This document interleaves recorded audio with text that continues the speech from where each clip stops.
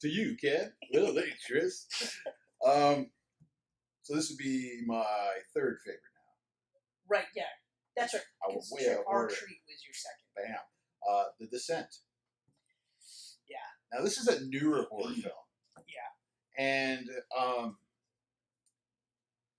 you know how I like to write movies on the side and everything. So when I have a screenplay going about spelunking, like cave diving type of thing. So when I see movies like that come up, I'm very curious to watch this. Right.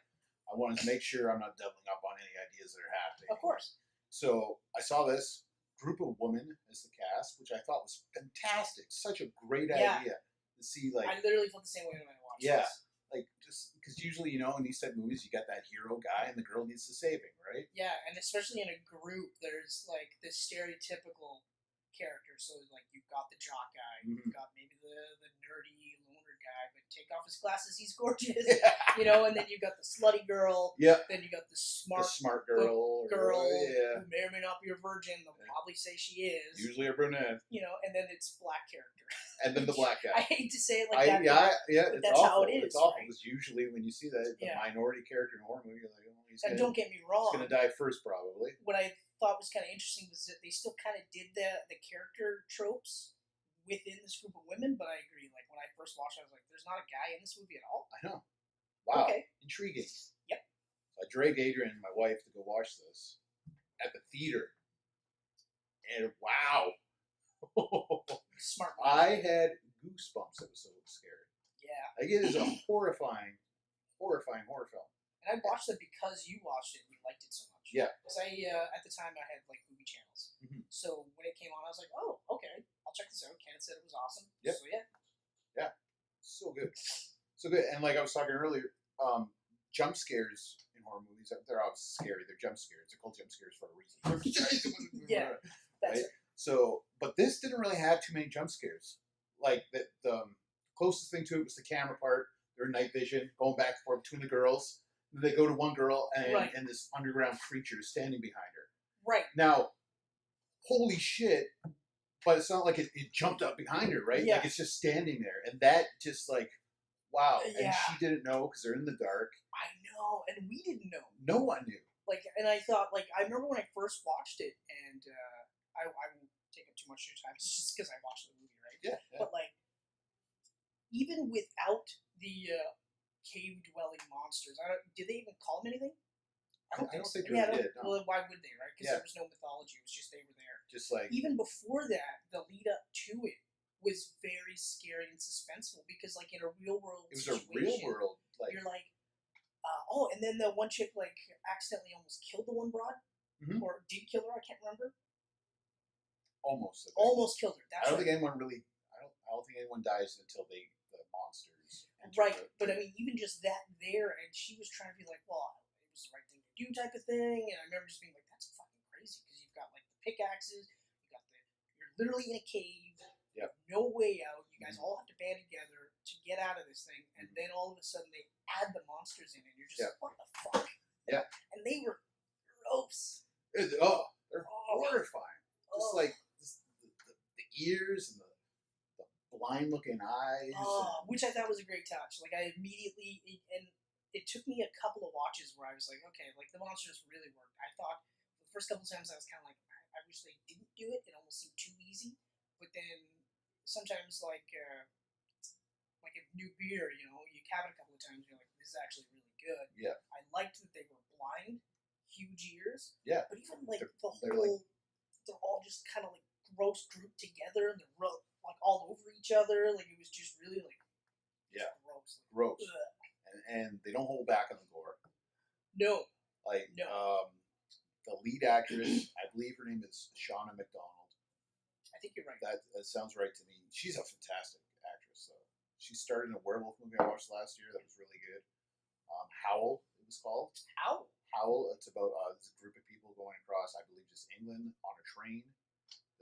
The train dies in the middle of the night on the tracks in the middle of nowhere. Interesting. Yeah, and they're surrounded by a pack of werewolves. I've always been a sucker for werewolf movies, so I'm in. Very good film. Those ones are really hard to find good ones, though. Yeah. So she's a great actress, but there's one part of the movie where she falls into like this pool of blood. Oh yeah. And she just like, and it's that moment you're just like, ugh. But it was also that moment where she just like, she stood out of the blood, and you see that look on her face, and you're just like, oh, I'm about to see the birth of like a new Ripley or a new Sarah Connor, or like she's about to fuck shit up. She's I think enough of this. At that point, isn't she like, she's it? She's the last one. Yeah, that's right. Yeah, and I liked that feeling too, because I was like, holy fuck. Yeah, you know, and the ending of the theater had a different ending than the movie you got on Blu-ray.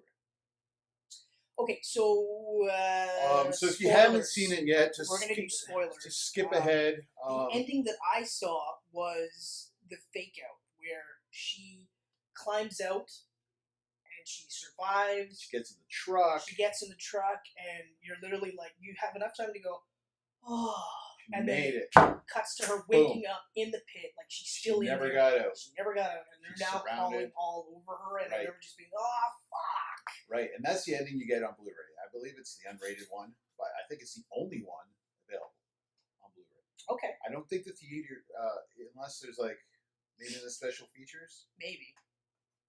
But I remember watching it again on Blu-ray after watching it in the theater, and just go, oh, and then going, whoa, change the ending up. Because in the theater, she got out on the truck and she drove away. Well, yeah, as soon as you said that there was a different one in the theater, I was like, there's no way. Yeah. They didn't end it like right when she got in the truck. She got in the truck, drove away, and it's fun because there is a direct-to-video sequel to The Descent. Yeah, that brings her back and everything. But they go off the ending of the theater version. She wakes up in a hospital. Well, yeah, they would have to. You know, they would have to. Right. But that actually ties into some of the things that I like in horror movies, where when they're set in the real world, and then it's like, what happens afterwards? You know. Like, so like in her case, so with the theatrical ending, she lives. Well, she's got to explain what the fuck happened, right? Yeah. Does she tell people that, well, we got mauled by a bunch of underground monsters? Bad people, or do we, or does she just say, hey, like, I was the only one that got out, we got separated, like, make up some sort of a story so that she doesn't have to say, look, I know this is absolutely insane, and I'm probably going to be locked up forever for this, but this is what happened, and this is how I got out. Yeah. And I always thought, like, that part is almost scarier, because if you think about it, in the real world, the slightest thing that sounds weird, people are like, you're crazy. Don't talk to Crazy Chris, because he's crazy, you know? So, The Descent. Yeah. Amazing film. Go watch it if you haven't seen it. Yeah. I hope I know we if you haven't seen it, you just heard the ending.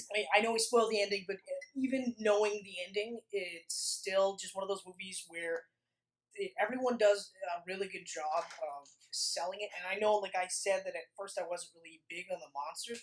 And I mean, if you are, great. If you're not, whatever. But it was one of those movies where the third time I watched it, and that's the thing, I kept coming back for it because there was enough good things in it that I was like, you know what, I'm gonna just, and then finally, like, it just clicked, and I was like, oh my god, this is so good, you know. But yeah, so don't be a me. Right? Yeah. And before I end it though, Neil Marshall directed that, and I've gone to watch all his movies since then. What else? Great director. He's done, his first movie was Dog Soldiers, werewolf movie again. I wanted to check that out actually, but I never got a chance to. Very good flick. He did Centurion with Michael Fassbender before Mike Fassbender was a big actor. Before he was like Fassbender. Yeah. Doomsday, which was Mad Max type style movie that took place in the UK. Very good movie. And, well, besides doing some episodes of Game of Thrones, he's the director of the Hellboy reboot. That's why the name's familiar. So, The Descent, watch it if you haven't. Amazing film. Easily in my top 3.